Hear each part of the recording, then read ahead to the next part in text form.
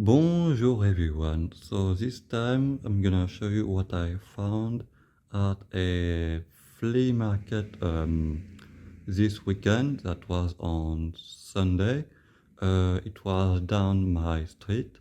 It was more of a I guess we could just call that a more of a neighborhood flea market, or I guess in the USA there would be a garage sale, but it's in a city, but so it's a bit different. Anyway, so I only found these four cars uh, on one table, and I paid 50 cents for each. So in total, it was 2 euro for the four. There were a bit more cars than these four on that table, but I inspected most of them, but not enough. I'll get to that later. And so I picked the one which I like and the one which I thought were in good condition. Anyway, so we're gonna start with the first one. That would be a Maisto uh, Porsche Panamera. Now, to be honest, I only picked it because it was there in good condition and for that price. But it's a nice addition to my Porsche collection. So we're gonna check underneath. So yes, Porsche Panamera Turbo. So we got some basic detailings on the front and top, because yes, it's a top tempo. This I would guess. No interior, of course, it's a Maisto. Wheels are, I don't think that they are too bad. They are not good, but they are too bad for Maisto wheel, standard, I guess, at least. And again, we have some tempo in the back. Next up, I picked up this Siku, which I'm gonna show the issue first. I didn't see that, but I guess for 50 cents it's okay. I guess it's not too annoying for that price. So it's a Siku, like I said, it's a Mercedes SLR Mclaren, and I bought it because this is the kind of Siku of my childhood. So basically from the mid to late 2000, early 2010s. And in fact, all of these are more or less from that time period. It was the table was from a family, and it was a son which sold the car, and it was, I think, a little bit older than me. I'm 24. So all of these are from the almost the same time period of my childhood car. So that's funny. Anyway, so that's why I picked them up. I picked this one, and that period of Siku, outside of being from my childhood so nostalgic, it was quite a nice one because you got rubber tire. Well, obviously this one is missing, but you get the point. We have authentic wheels on most of them, at least. These are definitely the case. We have lens headlight and tail light. We've got more extra detail, like for the badge and on the front and badge. No opening part on this one, which is fine because on this car the door open in a particular way, and I'm guessing it would have been a bit difficult to make in that particular scale. Well, to be honest, since it's a Siku, it's a bit over scale, but still it's fairly small scale nonetheless. And yeah, so I'm gonna show you the underneath. You can see the stats of the actual car. So like I mentioned in a previous video, I'm not too much of a supercar guy, but I did an exception for the reason that I mentioned before, you know, the kinda nostalgic affect for this particular kind of Siku. And in fact, wait a bit, look what I have here. So this is another Siku from that same time period, and it's actually from my childhood.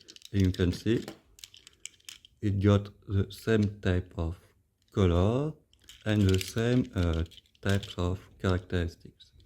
But this one have opening doors actually. So this one is, yep. Anyway, so that was this one. Next up, we're gonna move to another Maisto. So this one is the Clio V6. So the Clio, so how would they call it? Clio V6 Renault Sport. Anyway, so yeah, the Clio V6, it was quite a particular car. Now the Clio itself is more or less a city car that Renault is making since the last 30 years. This would be the second gen, but in the and that second gen is from the basically late 90s to mid 2000, and they made a quite special version, this one, which had a V6 engine in the back and a wide body and way more stuff. And yeah, so it's a nice piece. So again, since it's a Maisto, there not too much to expect. Yes, the wheels are even worse, I think. But the casting is pretty good. Now, some would say, that I should get the no-rev version of this car, because yes, they did this car, but the no-rev version is actually the facelift version. This is a pre-facelift with the more round headlight, and the facelift version, which came out something like in 2003-4, I think. Anyway, I'll show some picture. It does have some more angular headlight. And in fact, I'm pretty sure that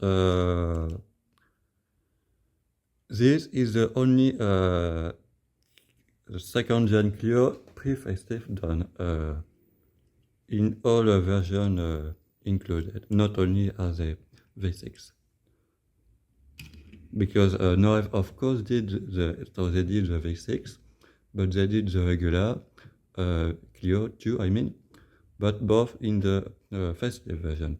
Anyway, speaking of and staying on subject of French stuff, or more or less, I have this item.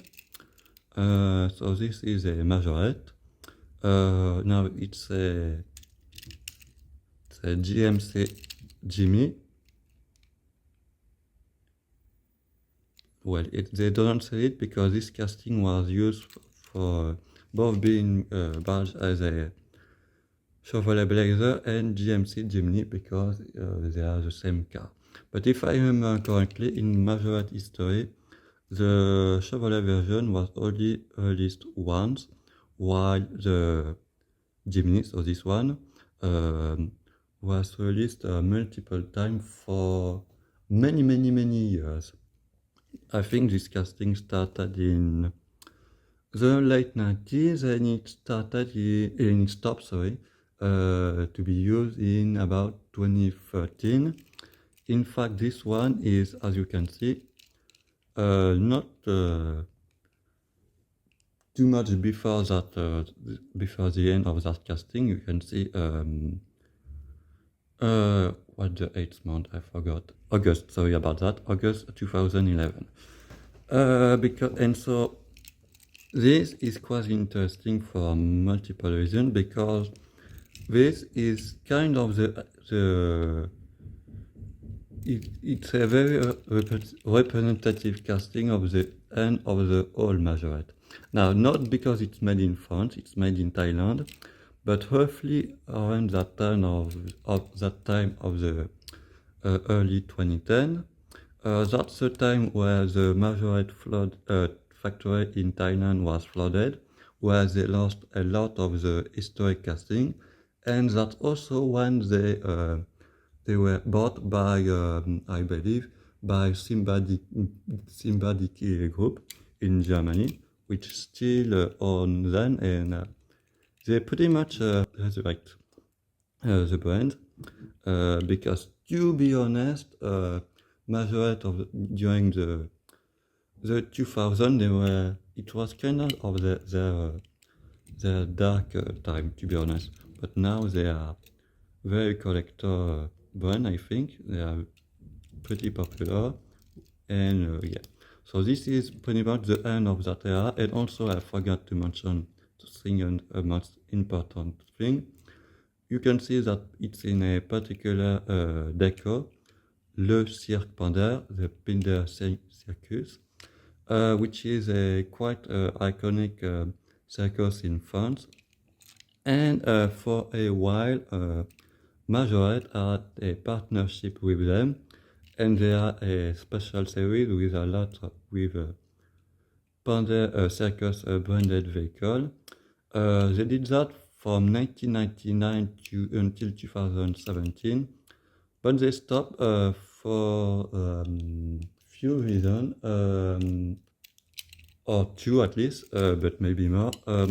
At that time period, so in the 2010s, the Pinder Circus was a bit in a financial trouble, and one of the little detail about these little Pinder Circus Majorette is that in the packaging include actually a free ticket for to go to one event of the circus. And so because of the financial issue, the circus couldn't give more free ticket to Majorette, let's put it this way. And also second thing,